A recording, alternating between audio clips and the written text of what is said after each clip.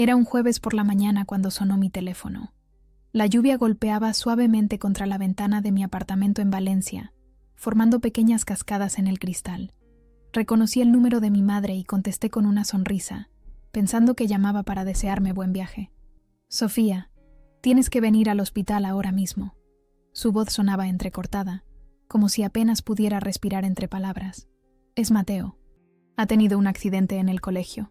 El mundo se detuvo en ese instante. Mi hijo de 6 años, mi razón de vivir, estaba en el hospital. Sentí que el suelo bajo mis pies desaparecía. ¿Qué ha pasado? ¿Cómo está? ¿En qué hospital? Las preguntas salían atropelladas de mi boca mientras buscaba frenéticamente las llaves del coche. El hospital La Fe. Date prisa, cariño. Te necesita. El sollozo ahogado de mi madre antes de colgarme heló la sangre. Miré a mi alrededor. Las maletas estaban perfectamente preparadas junto a la puerta. En apenas 3 horas, estaría volando hacia Barcelona para encontrarme con mis padres, mi hermana Carmen y mis tíos. Unas vacaciones familiares que llevábamos planeando desde hacía meses. Mi primer descanso real en 2 años. No lo pensé 2 veces. Llamé a la aerolínea mientras bajaba corriendo las escaleras. Cancelé mi billete y me subí al coche. La lluvia se había intensificado, convirtiendo las calles en pequeños ríos. Conduje como pude, esquivando el tráfico, saltándome algún semáforo en ámbar, con el corazón latiéndome tan fuerte que podía sentirlo en la garganta. Aparqué de cualquier manera en el estacionamiento del hospital y corrí hacia urgencias. La recepcionista, una mujer de mediana edad con expresión cansada, me miró con confusión cuando le pregunté por mi hijo. «¿Mateo Herrera Sánchez? No tenemos ningún ingreso con ese nombre hoy. Debe haber un error». Mi madre me llamó hace media hora. Me dijo que lo habían traído aquí. Revisó de nuevo en su ordenador, esta vez con más detenimiento. «Lo siento, señora. No hay ningún niño con ese nombre registrado en las últimas 24 horas». Un escalofrío me recorrió la espalda. Saqué el teléfono y llamé a mi madre, sin respuesta. Luego a mi padre, lo mismo. Intenté contactar con la escuela de Mateo, pero la secretaria me informó que mi hijo había asistido a clase con normalidad y que, de hecho, en ese momento estaba en el patio jugando al fútbol. «¿Está segura? ¿Podría comprobarlo, por favor?» 5 minutos después, la secretaria me confirmó que Mateo estaba perfectamente bien, riendo y corriendo con sus amigos. La confusión dio paso al miedo y luego a una terrible sospecha. Decidí ir directamente a la escuela. Necesitaba ver a mi hijo con mis propios ojos. El Colegio San Vicente estaba a 10 minutos del hospital. Cuando llegué, la lluvia había amainado. La directora, doña Mercedes, me recibió con sorpresa. «Sofía, no te esperábamos hoy. ¿Ocurre algo?». Le expliqué brevemente la situación mientras caminábamos hacia el patio. Y allí estaba Mateo, con su pelo negro revuelto y sus mejillas sonrosadas, persiguiendo una pelota. Al verme, corrió hacia mí con esa sonrisa que iluminaba mis días más oscuros. «Mamá, ¿has venido a buscarme antes? ¡Qué guay!». Lo abracé tan fuerte que protestó, pero no podía soltarlo. El alivio se mezclaba con la confusión y una creciente inquietud. «Solo quería verte, cariño. ¿Te has sentido mal hoy? ¿Te has caído o algo?». Mateo negó con la cabeza, extrañado. «Estoy bien. Hoy he sacado un sobresaliente en matemáticas. ¿Quieres verlo?». Después de comprobar que efectivamente mi hijo estaba perfectamente, lo llevé a casa. No tenía sentido devolverlo a la escuela cuando mi cabeza era un torbellino de preguntas sin respuesta. Mientras Mateo merendaba y hacía sus deberes, yo intentaba una y otra vez contactar con mis padres. Nada. Llamé a mi hermana Carmen. Tampoco respondía. Contacté con mi tía Luisa, que supuestamente también iba al viaje. Silencio. Era como si todos hubieran desaparecido de repente. Esa noche, después de acostar a Mateo, me senté en el sofá con una taza de té que se enfrió sin que le diera un solo sorbo. Revisé los mensajes de los últimos días, buscando alguna pista. Todo parecía normal. Mi madre hablando sobre qué ropa llevar a Barcelona. Mi padre enviando los horarios de los tours que había reservado. Carmen compartiendo fotos de restaurantes que quería visitar. ¿Habría ocurrido algo grave que no me estaban contando? ¿Un accidente? ¿Una enfermedad repentina? Pero entonces, ¿por qué inventar algo sobre Mateo? Caí en un sueño intranquilo cerca de la medianoche, con el teléfono apretado en la mano, esperando una llamada que nunca llegó. Lo que no esperaba era despertar a la mañana siguiente con una notificación de Instagram que pondría mi mundo del revés y revelaría la verdad más dolorosa que jamás hubiera imaginado. El viernes amaneció con un cielo despejado que contrastaba con la tormenta que se gestaba en mi interior. Mateo dormía plácidamente cuando revisé mi teléfono. Tenía la costumbre de mirar las redes sociales antes de levantarme, una rutina que ese día cambiaría mi vida para siempre. La notificación de Instagram mostraba que Carmen había publicado nuevas fotos. Deslicé el dedo para verlas y sentí como si me hubieran dado una bofetada. Allí estaban todos: mis padres, mi hermana, mis tíos e incluso mi prima Lucía, a quien no veía desde Navidad. Sonreían ampliamente desde la terminal del aeropuerto de El Prat en Barcelona. El pie de foto era demoledor. Por fin, comienza nuestra aventura catalana, con la mejor familia del mundo. Me quedé paralizada, con los ojos fijos en la pantalla. No podía procesar lo que estaba viendo. Mis dedos temblorosos deslizaron hacia la siguiente foto, todos brindando con copas de cava en lo que parecía ser la Barceloneta, con la playa de fondo. Primer día perfecto. Qué maravilla estar todos juntos. Todos menos Mateo y yo. La verdad me golpeó como una avalancha. No había habido ningún accidente, ninguna emergencia. Mi madre había inventado que mi hijo estaba en el hospital solo para que yo cancelara mi viaje. Se habían ido sin nosotros. A propósito, las preguntas se atropellaban en mi mente. ¿Por qué? ¿Qué les había hecho yo? ¿O Mateo? ¿Cómo podían ser tan crueles? Utilizar a mi hijo, jugar con mi mayor miedo, era inimaginable. Y ahora estaban allí, disfrutando, riendo, como si nada hubiera pasado, como si yo no existiera. Me levanté de la cama como una autómata y preparé el desayuno para Mateo. No sé cómo logré sonreír cuando entró a la cocina restregándose los ojos, pero lo hice. Él no tenía la culpa de nada. No merecía ver a su madre derrumbarse. ¿Cuándo nos vamos a Barcelona, mamá?, preguntó mientras untaba mermelada en su tostada. Tragué saliva. Ha habido un cambio de planes, cariño. Nos quedaremos en Valencia este fin de semana. ¿Y los abuelos? ¿Y la tía Carmen? Ellos han tenido que adelantar el viaje. La mentira me quemaba en la garganta. ¿Pero qué podía decirle? ¿Que su familia nos había excluido deliberadamente? ¿Que su abuela, la misma que le traía dulces cada domingo, había fingido que estaba herido solo para dejarnos atrás? Después de dejarlo en el colegio, me senté en un banco del jardín del Turia. Necesitaba aire, necesitaba entender. Revisé de nuevo mi teléfono, buscando algún mensaje, alguna explicación. Nada. Era como si hubiera dejado de existir para ellos. Volví a mirar las fotos. En una nueva publicación, Carmen posaba frente a la Sagrada Familia. Mi padre, con su característica gorra azul, señalaba algo en la fachada a mi tío Ramón. Mi madre abrazaba a mi tía Luisa, ambas riendo bajo el sol catalán. Día 2. Explorando las maravillas de Gaudí. Sentí náuseas. Durante años había sido el pilar de mi familia. Cuando mi padre perdió el trabajo, yo pagué la hipoteca de su casa durante 6 meses. Cuando Carmen rompió con su novio de 7 años, la acogí en mi apartamento durante semanas. Cuando mi madre necesitó una operación, pedí un préstamo para que pudiera ir a una clínica privada sin esperas. ¿Y así me lo pagaban? De repente, recordé algo. El cumpleaños de mi madre había sido el mes pasado. Había organizado una fiesta sorpresa en su restaurante favorito, el Huerto de Alboraya. Todo el mundo parecía feliz, pero ahora que lo pensaba, Carmen apenas me dirigió la palabra esa noche. Mi padre se fue temprano, alegando cansancio.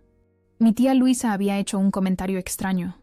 Siempre tienes que ser la protagonista, ¿verdad, Sofía? En ese momento no le di importancia, pero ahora, ¿era posible que me odiaran tanto? ¿Que me tuvieran tanta envidia o resentimiento como para hacer algo así? El teléfono vibró en mi mano. Era un mensaje de Alicia, mi mejor amiga desde el instituto. ¿Estás bien? Me ha sorprendido ver las fotos de tu familia en Barcelona. Pensé que tú también ibas. No sabía qué responder.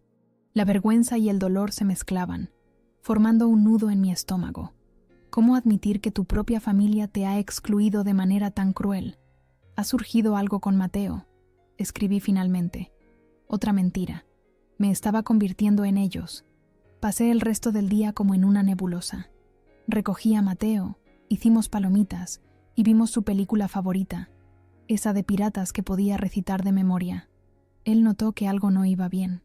Los niños tienen un sexto sentido para esas cosas. ¿Estás triste, mamá? Solo cansada, mi amor. ¿Es porque no hemos ido a Barcelona? Un poco, sí. Al menos eso no era mentira. Por la noche, después de acostar a Mateo, me senté en el balcón con una copa de vino. El aire olía a jazmín y a mar lejano. Las luces de Valencia parpadeaban bajo un cielo estrellado que parecía burlarse de mi dolor. Mi teléfono seguía sin notificaciones de mi familia, pero Instagram me mostraba implacablemente sus aventuras. Ahora estaban en el Parque Güell, posando junto a las columnas de colores y el famoso dragón. ¡Qué experiencia tan mágica! No queremos que acabe nunca. Con manos temblorosas, escribí un mensaje a mi madre. Sé que estáis en Barcelona. Sé que mentiste sobre Mateo. ¿Por qué? Lo borré sin enviarlo. Luego escribí otro. ¿Qué os he hecho para merecer esto? También lo borré. Finalmente, me limité a un simple. Vi las fotos de Instagram. ¿Por qué? Y pulsé enviar antes de arrepentirme. La respuesta no llegó esa noche, ni al día siguiente. El sábado pasó en una extraña calma. Llevé a Mateo al Oceanographic. Le compré un helado en la Malvarrosa. Intenté actuar con normalidad mientras mi mente seguía dándole vueltas a la traición. Fue el domingo cuando todo explotó. Estaba preparando la mochila de Mateo para el colegio cuando mi teléfono sonó. Era Carmen. Mi corazón dio un vuelco. ¿Qué quieres? Mi voz sonaba más fría de lo que jamás había sido con mi hermana. Hubo un silencio al otro lado. Luego, un suspiro. Sofía, nosotros... Su voz sonaba extraña, casi asustada. Ha pasado algo terrible. ¿Más terrible que inventar que mi hijo está en el hospital solo para excluirme de un viaje familiar? Las palabras salían como veneno de mi boca. No lo entiendes.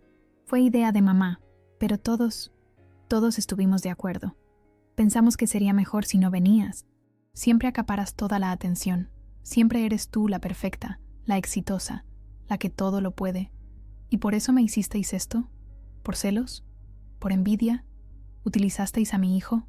Otro silencio. Luego, un sollozo. El avión, Sofía. Hubo un problema con el avión de vuelta. Pensamos que íbamos a morir. Las palabras de Carmen resonaron en mi cabeza durante días. Pensamos que íbamos a morir. Después de esa frase, la llamada se había cortado abruptamente. Intenté devolverla, pero su teléfono estaba apagado. De nuevo, el silencio. La semana siguiente transcurrió en una extraña calma. No hubo más fotos en Instagram. No hubo mensajes. No hubo llamadas. Era como si mi familia hubiera desaparecido del mapa, o como si yo hubiera dejado de existir para ellos. De nuevo, cada mañana, después de llevar a Mateo al colegio, me sentaba frente al ordenador en la agencia de publicidad donde trabajaba e intentaba concentrarme. Mi jefe, Ernesto, me preguntó un par de veces si me encontraba bien. Asentí con una sonrisa forzada y seguí adelante. ¿Qué podía decirle? ¿Que mi familia había fingido una emergencia médica para excluirme de unas vacaciones? Sonaba tan absurdo que ni yo misma terminaba de creerlo. Los días se fundían unos con otros. El ritual matutino con Mateo, el trabajo, la compra en el mercado central, la cena, los cuentos antes de dormir. Rutinas que antes me daban seguridad y ahora parecían vacías. Por las noches, cuando la casa quedaba en silencio, la rabia y el dolor se mezclaban como una tormenta perfecta. Revisé los perfiles de todos en redes sociales, buscando alguna pista, alguna explicación. Las últimas publicaciones seguían siendo de Barcelona. Después, nada. ¿Habían vuelto a Valencia? ¿Seguían en Cataluña? ¿Había ocurrido realmente algo con su vuelo? Una tarde, mientras ayudaba a Mateo con sus deberes, me preguntó por los abuelos. ¿Cuándo vienen a vernos? La abuela me prometió que me traería un regalo de Barcelona. Tragué saliva. No sabía qué decirle. Están ocupados estos días, cariño. Sus grandes ojos marrones me miraron con esa intuición que solo tienen los niños. ¿Están enfadados contigo? La pregunta me dejó sin aliento. ¿Por qué piensas eso? Se encogió de hombros. La última vez que no vinieron a casa durante tanto tiempo fue cuando tú y la tía Carmen discutisteis por el cumpleaños de la abuela. Tenía razón. Hacía 2 años, Carmen y yo habíamos tenido una fuerte discusión. Ella quería hacer una fiesta sorpresa para mamá, pero yo sabía que a nuestra madre no le gustaban las sorpresas. Al final, hice caso omiso a Carmen y organicé una cena íntima. Funcionó perfectamente, pero Carmen no me habló durante semanas. No están enfadados. Mentí. Solo están ocupados con cosas de mayores. Mateo pareció aceptar la explicación y volvió a sus sumas y restas. Yo me quedé pensando en aquel episodio con Carmen. ¿Era posible que aquella discusión hubiera sido más grave de lo que creía? ¿Que hubiera dejado un rencor tan profundo? El jueves siguiente, mientras compraba en el supermercado cerca de casa, me encontré cara a cara con Pilar, la mejor amiga de mi madre. Se quedó paralizada al verme, como si hubiera visto un fantasma. «Sofía, querida, ¿cómo estás?» «Bien, gracias. ¿Y tú?» Hubo un silencio incómodo. Pilar miró al suelo, luego a los lados, evitando mis ojos. «Bien, bien. ¿Has hablado con tu madre últimamente?» Sentí un escalofrío. «No, hace días que no sé nada de ella. ¿Tú sí?» Pilar asintió lentamente. «La vi ayer. Pasé por su casa para llevarle una receta. Así que habían vuelto. Estaban en Valencia, a menos de 20 minutos de mi casa, y ni siquiera se habían molestado en llamar. ¿Está bien?» No pude evitar preguntar. «Sí, bueno...» Parecía algo alterada, pero no quiso contarme qué pasaba. Hizo una pausa, como decidiendo si debía continuar. Mencionó algo sobre un problema en el vuelo de regreso desde Barcelona, pero cuando le pregunté, cambió de tema. Así que no era mentira. Algo había pasado en ese avión. «Gracias, Pilar. Me pasaré a verla uno de estos días. No tenía intención de hacerlo, pero necesitaba terminar esa conversación que me estaba destrozando por dentro. Esa noche, mientras Mateo dormía, saqué el álbum de fotos familiares. Allí estábamos todos, sonriendo en la playa de Cullera el verano anterior.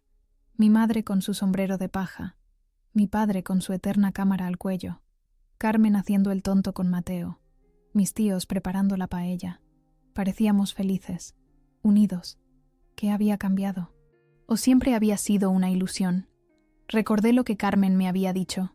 Siempre acaparas toda la atención. Siempre eres tú la perfecta. ¿Era así como me veían? Yo nunca me había sentido perfecta. Todo lo contrario. Me había quedado embarazada de Mateo a los 23 años, cuando apenas empezaba mi carrera. Su padre, Miguel, me abandonó antes de que naciera. Tuve que luchar sola, trabajar el doble que los demás para salir adelante. Si había conseguido algo en la vida, había sido a base de esfuerzo y sacrificio, no de perfección. El sábado por la mañana, después de casi 2 semanas de silencio, recibí un mensaje de mi padre. Solo 4 palabras. «Necesitamos hablar. Por favor». No contesté. Una parte de mí quería escuchar sus explicaciones, entender por qué habían hecho algo tan cruel.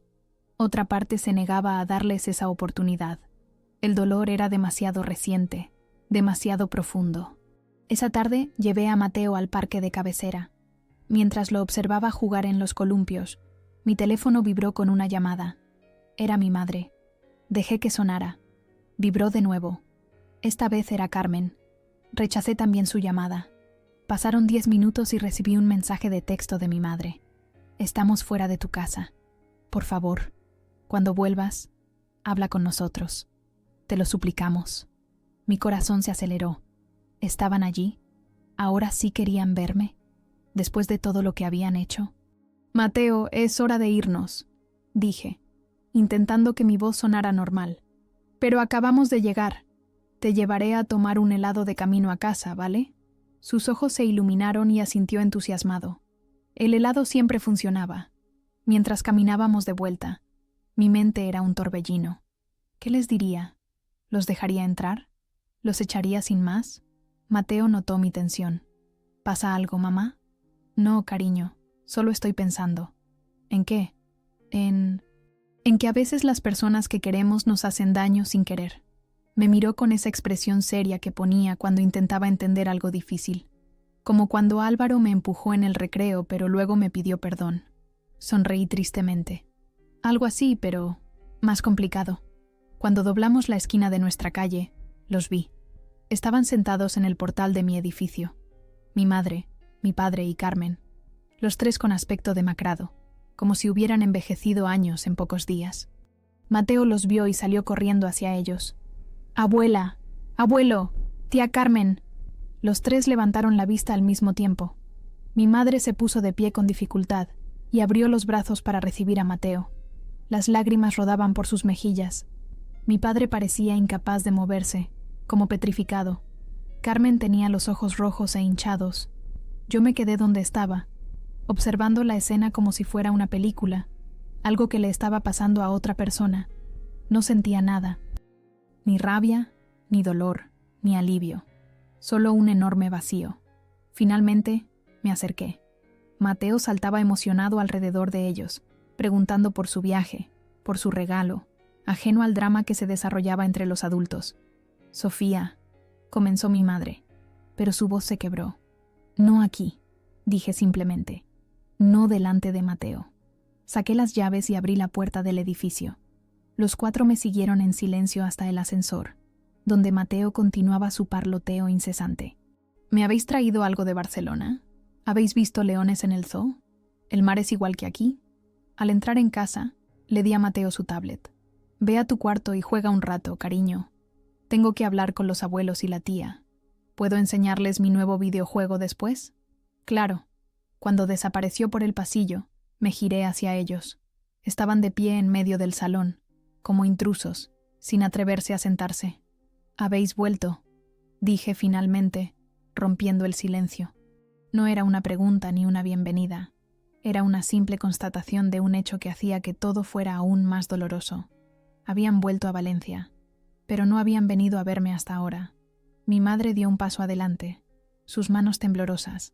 «Sofía, lo que hicimos no tiene perdón, pero tienes que saber lo que pasó después».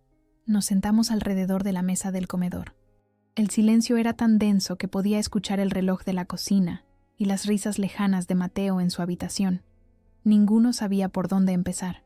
Finalmente, mi padre carraspeó y se quitó las gafas para limpiarlas, un gesto que siempre hacía cuando estaba nervioso. «Lo que hicimos fue imperdonable», comenzó con voz ronca.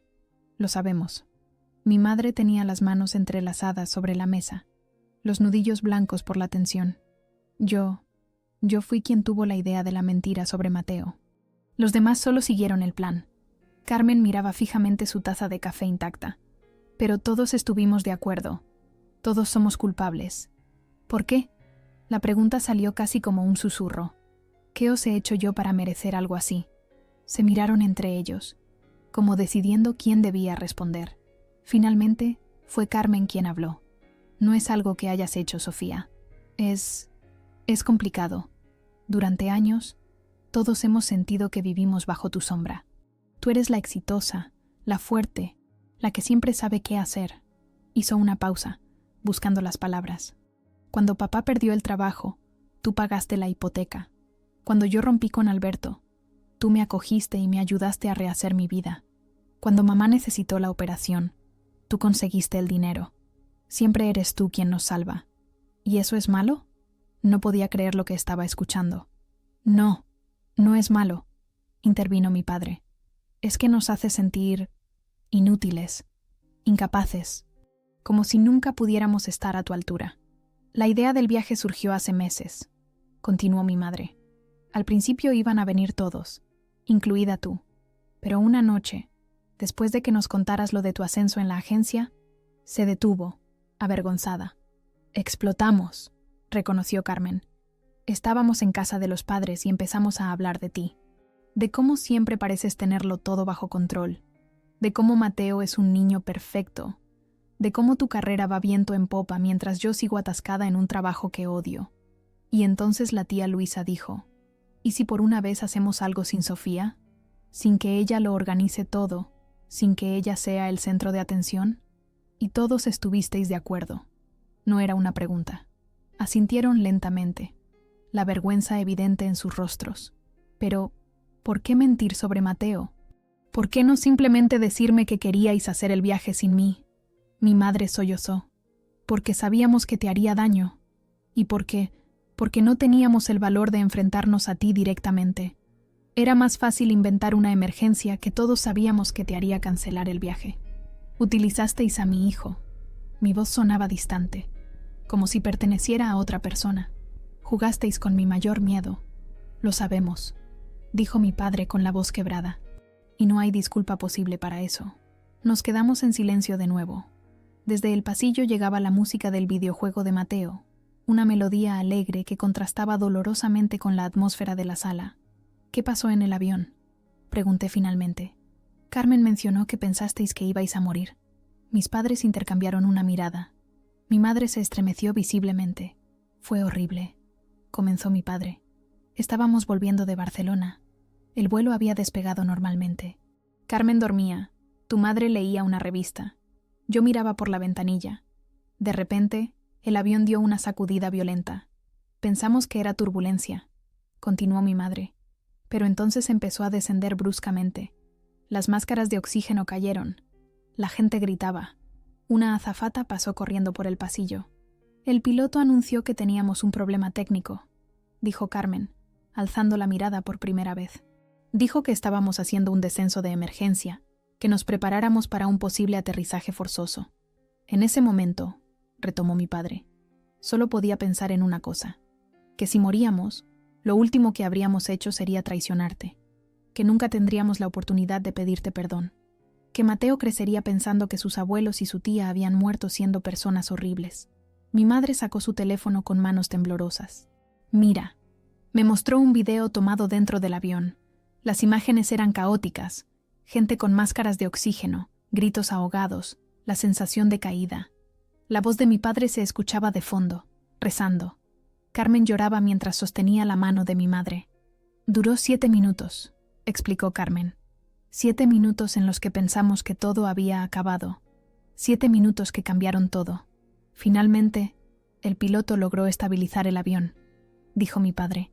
Aterrizamos en un aeropuerto pequeño, creo que cerca de Zaragoza. Nos evacuaron y pasamos horas esperando información. Luego nos llevaron en autobús hasta Valencia. ¿Cuándo fue esto?, pregunté. Hace 5 días, respondió mi madre. Llegamos a Valencia anteanoche. ¿Y por qué habéis tardado tanto en venir a verme? Se miraron de nuevo, incómodos. No sabíamos cómo enfrentarnos a ti, confesó Carmen. Teníamos miedo, vergüenza. Después de lo que pasó en el avión, todos prometimos que vendríamos a disculparnos en cuanto llegáramos. Pero luego, no era tan fácil, completó mi padre. ¿Cómo explicas algo así? ¿Cómo pides perdón por una traición semejante? Además, añadió mi madre con un hilo de voz, parte de mí temía que no quisieras vernos nunca más, que nos echaras de tu vida para siempre, y no podría culparte por ello. Me levanté y caminé hasta la ventana. La calle estaba tranquila bajo el sol de la tarde. Una pareja paseaba a su perro, un grupo de niños jugaba a la pelota en la esquina. El mundo seguía su curso mientras el mío se desmoronaba y recomponía al mismo tiempo. ¿Los demás? ¿Los tíos, Lucía? Están igual que nosotros, dijo mi padre. Pero pensamos que debíamos ser nosotros 3 quienes viniéramos primero. Somos tu familia más cercana. Somos los que más te han fallado. Desde la habitación de Mateo llegó su voz. Mamá, he pasado de nivel. ¿Puedo enseñárselo a los abuelos? Claro, cariño, respondí, intentando que mi voz sonara normal. Ven. Mateo apareció como un torbellino, con la tablet en las manos y una sonrisa radiante. Ni siquiera notó el ambiente cargado de la sala, ni los ojos enrojecidos de todos. Comenzó a explicar entusiasmado su juego a mi padre, que intentaba seguir sus explicaciones con una atención exagerada.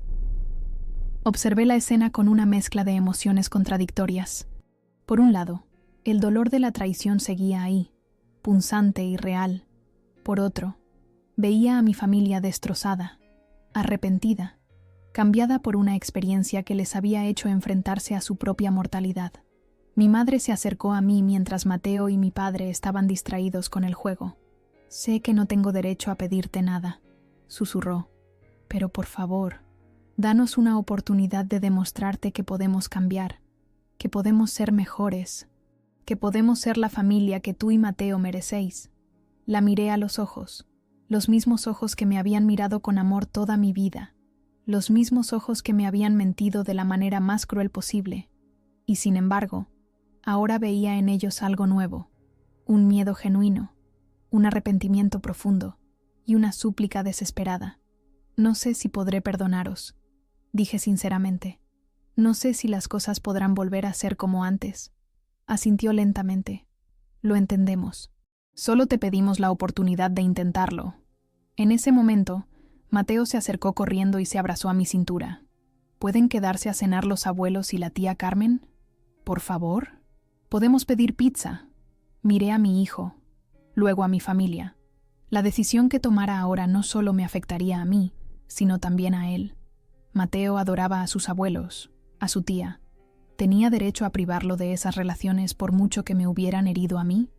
Pueden quedarse a cenar, dije finalmente. Pero tenemos mucho de qué hablar todavía.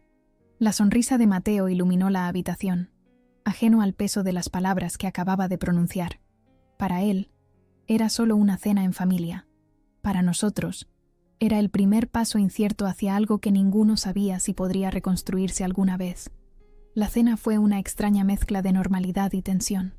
Mateo parloteaba sin cesar, saltando de un tema a otro con la energía inagotable de un niño de 6 años.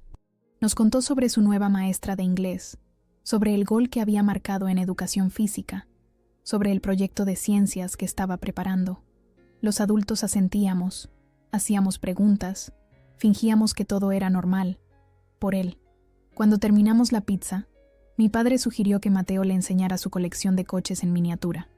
Era una estrategia obvia para dejarnos a mi madre, Carmen y a mí a solas, pero lo agradecí. Necesitábamos hablar sin filtros. ¿Sabes qué es lo que más me duele?, dije una vez que Mateo y mi padre desaparecieron por el pasillo. Que no tuvierais el valor de hablar conmigo directamente. Que fuera más fácil para vosotras inventar una mentira cruel que decirme la verdad. Carmen asintió, la culpa evidente en su rostro. Tienes razón, fuimos cobardes. No solo cobardes, añadió mi madre. Fuimos crueles, y lo peor es que lo justificamos. Nos dijimos que era lo mejor, que tú estarías bien, que solo era un viaje. ¿Y lo de Mateo? ¿Cómo pudiste, mamá? Tú mejor que nadie sabes lo que Mateo significa para mí. Sabes lo mucho que me preocupo por él. Mi madre bajó la mirada, incapaz de sostener la mía. No tengo excusa, Sofía. Pensé en lo que te haría cancelar el viaje sin dudarlo, y sabía que solo había una cosa: Mateo. Se detuvo, con la voz quebrada. Es imperdonable. Lo sé.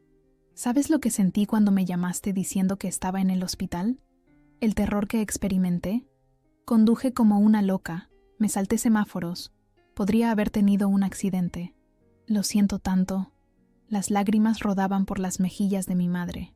Parece que lo siento es lo único que sabéis decir hoy, respondí con amargura, porque no hay nada más que podamos decir, intervino Carmen. No hay justificación, no hay excusa. Solo un arrepentimiento que nos está comiendo por dentro. Nos quedamos en silencio. Desde la habitación de Mateo llegaban risas y exclamaciones. Al menos él estaba pasando un buen rato. ¿Qué pasó después?, pregunté finalmente. Después del susto en el avión, quiero decir. Carmen suspiró profundamente. Cuando aterrizamos de emergencia, nos llevaron a una terminal vacía. Algunos pasajeros necesitaron atención médica. La mayoría estábamos en shock. Recuerdo que nos sentamos en el suelo, los tres juntos, abrazados, y entonces mamá comenzó a llorar descontroladamente. No podía parar, confirmó mi madre. Solo pensaba en ti, en Mateo, en lo que habíamos hecho, en que podríamos haber muerto con esa mentira a cuestas. Papá llamó a los tíos, que habían tomado otro vuelo y ya estaban en Valencia. Les contó lo que había pasado. Estaban horrorizados, no solo por el incidente del avión, sino por lo que habíamos hecho contigo. La tía Luisa no paraba de repetir que era culpa suya por haber sugerido excluirte del viaje.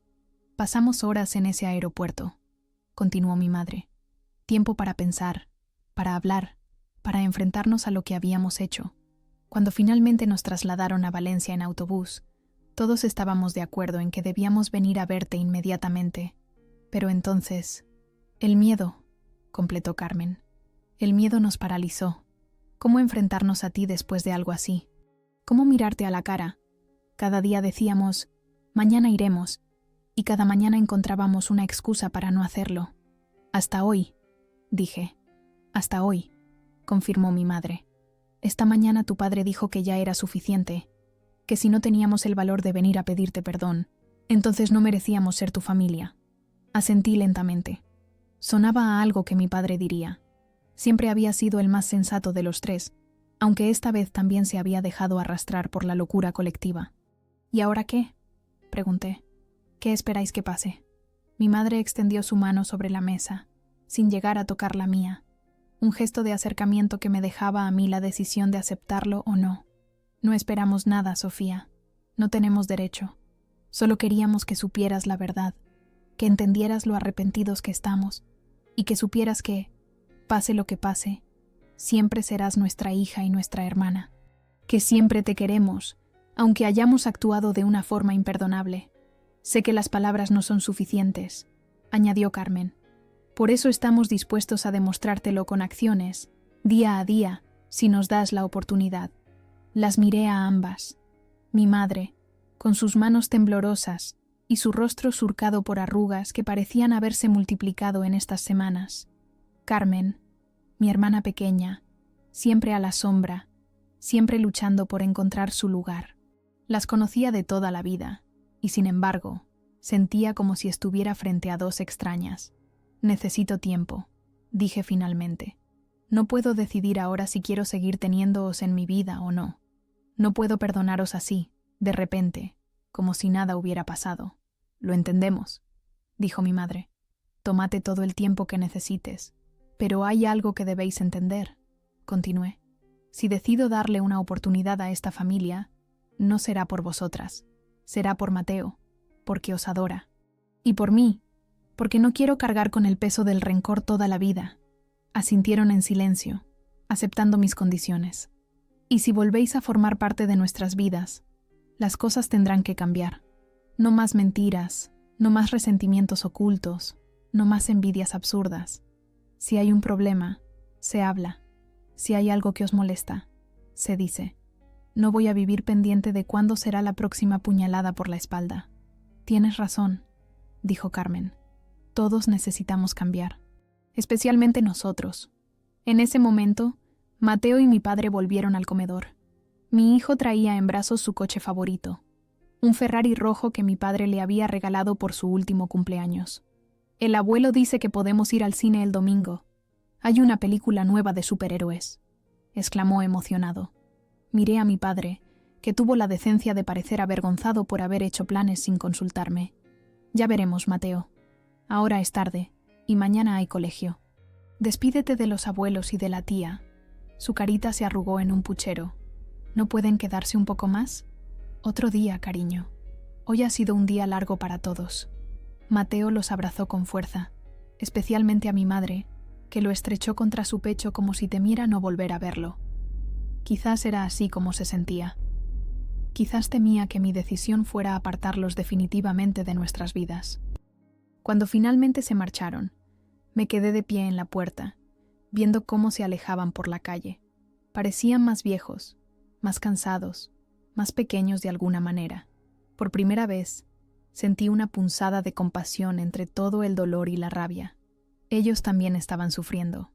Ellos también estaban rotos. Esa noche, después de acostar a Mateo, me serví una copa de vino y salí al balcón. Las estrellas brillaban sobre Valencia, indiferentes a nuestros dramas humanos.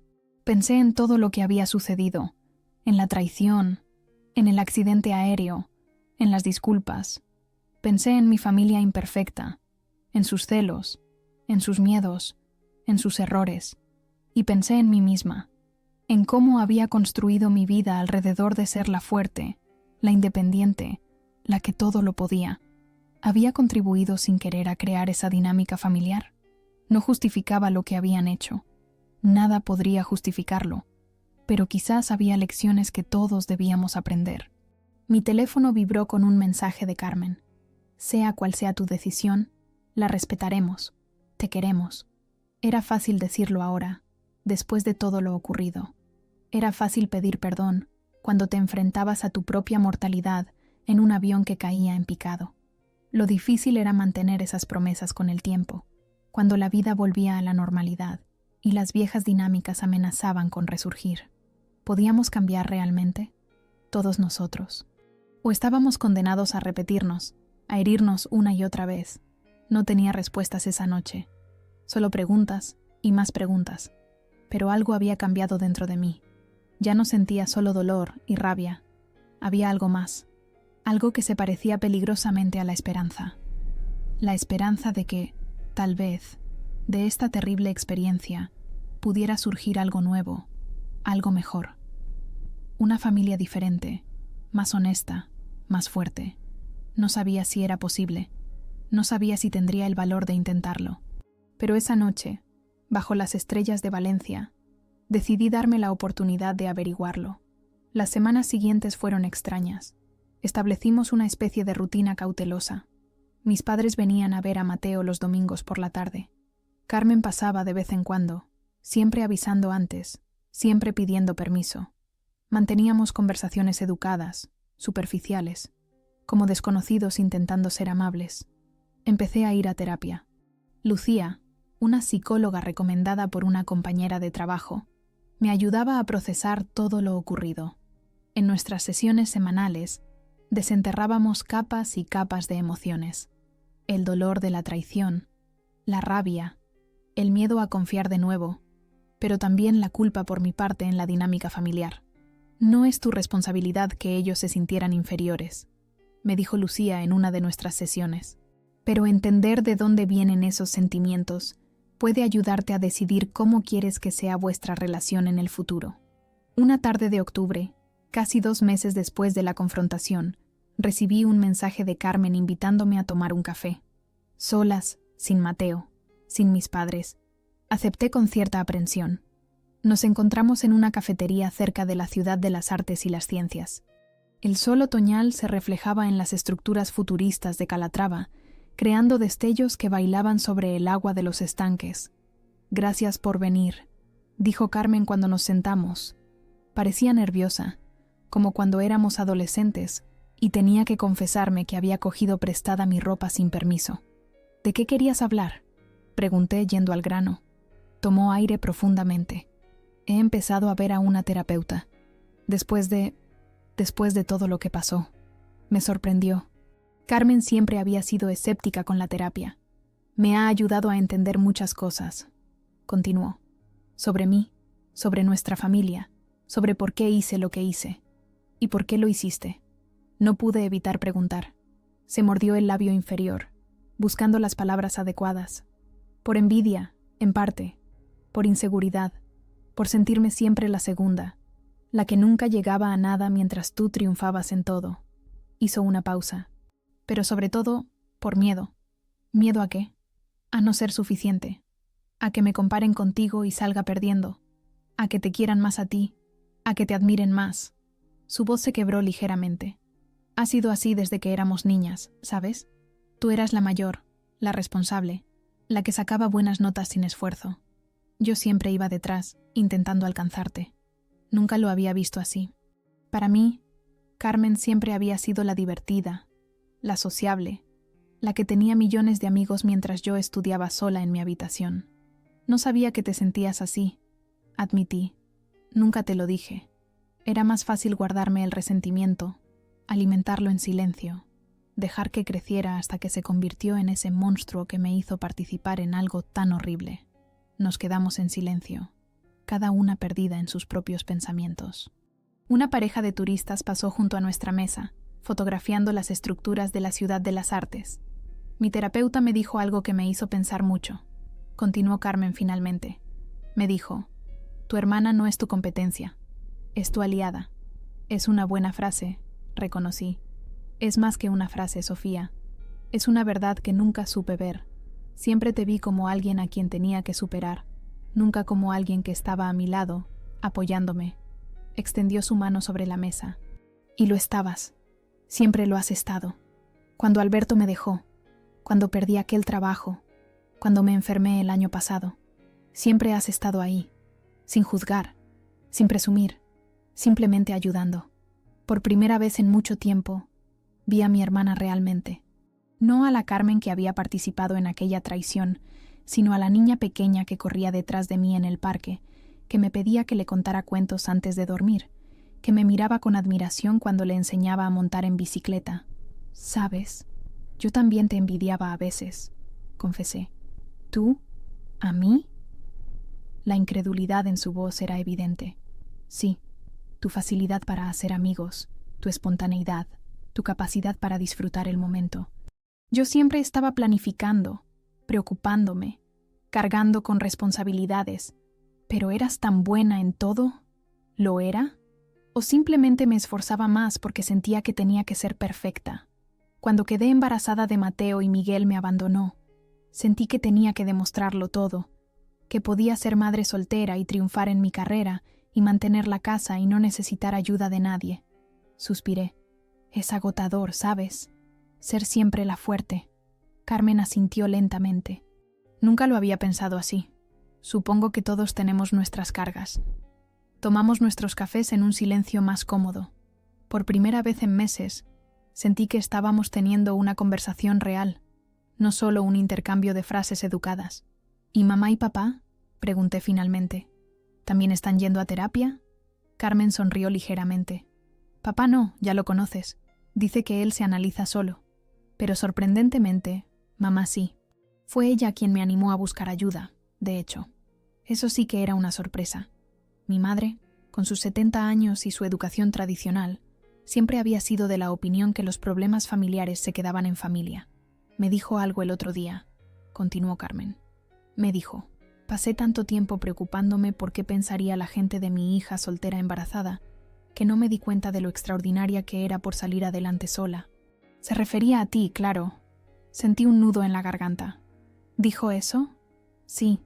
Y también dijo que nunca supo cómo decírtelo, que era más fácil criticar que admitir que estaba equivocada, que te había juzgado injustamente. Las lágrimas amenazaban con desbordarse, pero las contuve. No estaba lista para romperme. No todavía. Todos estamos intentando cambiar, Sofía, dijo Carmen con suavidad. No solo por ti o por Mateo, sino por nosotros mismos. Porque casi morir en ese avión nos hizo ver lo vacías que eran nuestras vidas llenas de resentimientos y envidias. El cambio lleva tiempo, respondí. Y confianza. Y esa es la parte más difícil para mí ahora mismo. Lo sé. Y lo entiendo. Solo te pido que no cierres la puerta completamente, que nos dejes demostrarte, día a día, que podemos ser mejores, que podemos ser la familia que Mateo y tú merecéis. Esa noche, después de acostar a Mateo, revisé algunas fotos antiguas en mi ordenador. Imágenes de Navidades, cumpleaños, veranos en la playa. Mi familia. Imperfecta, complicada, a veces tóxica, pero mi familia al fin y al cabo. Y mientras pasaba de una foto a otra, recordé algo que Lucía me había dicho. Perdonar no significa olvidar o excusar lo que te hicieron. Significa liberarte de la carga de cargar con ese dolor para siempre. ¿Estaba lista para perdonar? No lo sabía, pero quizás estaba lista para intentarlo. El domingo siguiente, rompí la rutina establecida. En lugar de esperar a que mis padres vinieran a casa a ver a Mateo, los llamé. ¿Os gustaría que fuéramos todos a comer a la Albufera? Mateo nunca ha visto los arrozales y hace buen tiempo. El silencio al otro lado de la línea me hizo dudar por un momento. Luego, la voz emocionada de mi madre. Nos encantaría, hija. Fue un día extraño pero hermoso. Mateo corrió entre los campos de arroz, persiguiendo libélulas y haciendo preguntas incesantes sobre cómo crecía el arroz y por qué había tantas aves. Mi padre, aficionado a la fotografía desde siempre, le enseñó a usar su cámara antigua. Carmen y yo paseamos por los senderos bordeados de canales, hablando de todo y de nada. ¿Y mi madre? Mi madre se mantuvo a cierta distancia, observándonos a todos con una mezcla de asombro y gratitud, como si no pudiera creer que estuviéramos allí, juntos de nuevo. Cuando nos sentamos a comer en una pequeña alquería reconvertida en restaurante, con una paella humeante en el centro de la mesa, sentí algo que no esperaba sentir tan pronto. Paz. No era perdón, no todavía. No era olvido, ni mucho menos. Era simplemente la aceptación de que estábamos todos rotos a nuestra manera, intentando recomponer los pedazos lo mejor que podíamos. ¿Podemos venir otro día, mamá?, preguntó Mateo mientras se chupaba los dedos manchados de alioli. El abuelo dice que la próxima vez me enseñará a pescar. Miré a mi padre, que esperaba mi respuesta con expresión cautelosa. Claro que sí, dije. Volveremos pronto. La sonrisa de Mateo iluminó la mesa. Y en ese momento supe que, por él, por mí, por todos nosotros, valdría la pena intentarlo. Construir una nueva relación desde las cenizas de la antigua. Más honesta, más equilibrada, más sana. No sería fácil. Habría días difíciles, conversaciones incómodas, momentos en que el recuerdo de la traición volvería con fuerza. Pero también habría días como este, pequeños momentos de conexión auténtica, de risas compartidas, de heridas que lentamente empezaban a sanar. Al volver a casa esa noche, mientras Mateo dormía agotado después de su aventura en la Albufera, encontré un mensaje de mi madre en el teléfono. Era una foto que había tomado ese día sin que yo me diera cuenta. Mateo y yo de espaldas, mirando el atardecer sobre los arrozales, mi brazo rodeando sus pequeños hombros. Junto a la foto, solo una frase: «Gracias por darnos una segunda oportunidad». No respondí, pero guardé la foto. Era un recordatorio de que el perdón no es un regalo que das a los demás, es un regalo que te das a ti mismo. Y yo, poco a poco, estaba aprendiendo a recibirlo.